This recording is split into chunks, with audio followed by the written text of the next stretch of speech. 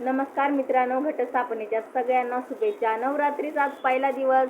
मुलीला शाळेत सोडायला गेले. एका बाईने विचारलं, का हो आज येल्लो कलर, तुम्ही येल्लो कलर नाही घातला? म्हणलं का, जरुरी आहे का? बोले हां, देवीला येल्लो कलरची साडी असणार आहे तर सगळे घालतात येल्लो कलर.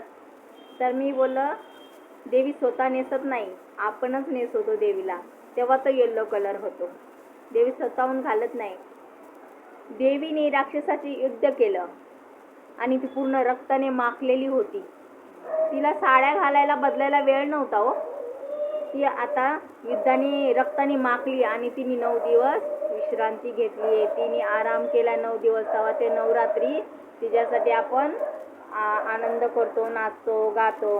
हां, पण तो आनंद असा करा, कपड्याशी काय देणं घेणं नाही कलरशी, पण कपडे तुमचे असे ठेवा की जेणेकरून तुमच्याकडे वाईट नजरेने कोणी बघणार नाही. हा कलर तुमचा असू द्या.